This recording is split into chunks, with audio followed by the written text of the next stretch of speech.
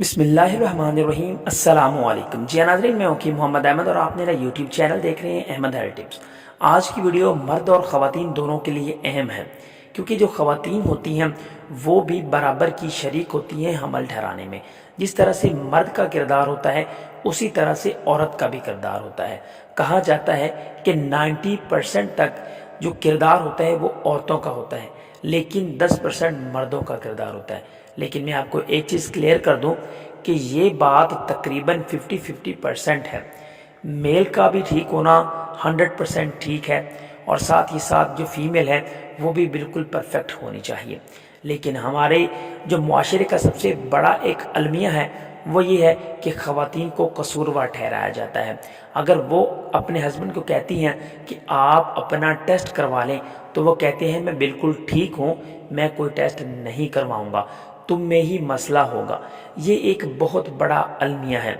आज की इस वीडियो में आपके साथ एक अहम मसले का इलाज लेकर हाजिर हुआ हूँ, और साथ ही साथ आपको एक ऐसी सजेशन देने वाला हूँ जिससे आप जल्द अज जल्द कंसीव कर सकते हैं। अगर आप शादीशुदा हैं, अगर आपने शादी नहीं की हुई, तो ये दोनों के लिए वीडियो बहुत ज़्यादा अहम है।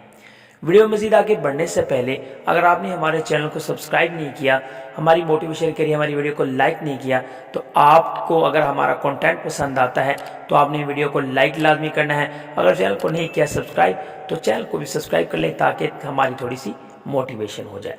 सबसे पहली बात, एक मर्द का टेस्ट होता है जिसको हम मनी का टेस्ट बोलते हैं, कि मर्द के जरसूमे कितने हैं, इसकी क्वांटिटी कितनी है, एमएल्स में कितने होने चाहिए। ये तकरीबन मिलियन की तादाद में जरसूमे पाए जाते हैं एक मर्द के अंदर।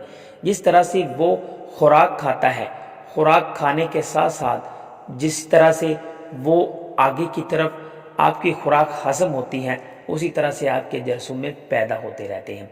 लेकिन क्या होता है कि आप में टेस्टोस्टेरोन या एफएसएच का लेवल बढ़ जाए, तो टेस्टोस्टेरोन जो होते हैं वो मवाद को पैदा तो करते हैं, लेकिन उसके अंदर जरसूमे नहीं होते। तो इसीलिए आज की इस वीडियो में मैं आपको एक अहम चीज़ बताने जा रहा हूं, जिसकी वजह से मर्दों के जो जरसूमे होते हैं वो बिल्कुल मरना शुरू हो जाते हैं, वो हमल नहीं ठहराने के काबिल नहीं रहते। बाद अज़ां वो अपनी जो पार्टनर होती है, फीमेल होती है, उसको कसूरवार ठहराते हैं। तो आपको अगर पस सेल का मसला है, अक्सर मुझे सवाल आते हैं कि पस सेल का इलाज क्या है, तो पस सेल का एक आपके साथ एक आजमूदा, एक बहुत ही कमाल का इलाज लेकर हाजिर हुआ हूँ। ज़्यादा पैसे भी नहीं लगने, 300-400 का आपका एक ये नुस्खा छोटा सा बन जाएगा। आप घर पर बआसानी इसको तैयार कर सकते हैं। अगर आप ये 2 से 3 हफ्ते इस्तेमाल करते हो, इंशाअल्लाह अज़्ज़ा वजल अल्लाह के हुक्म से आपकी पस सेल का खात्मा हो जाएगा, और आपके जरसूमे जो हैं वो बढ़ना शुरू हो जाएंगे, और आप जल्द अज जल्द कंसीविंग की तरफ जाएंगे। आपने क्या करना है, पंसार की दुकान से तुख्मे सरस लेना है।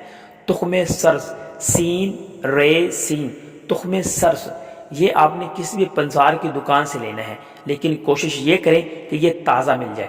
आप इसको बारीक पीस लें, सफ़ूफ बना लें, 500 मिलीग्राम के कैप्सूल भर लें। आप 200 का ले लें, 50 रुपए का ले लें, जितने का भी ले लें, लेकिन आपने कोशिश ये करनी है कि सुबह दोपहर शाम आप इसको पानी के साथ इस्तेमाल करें।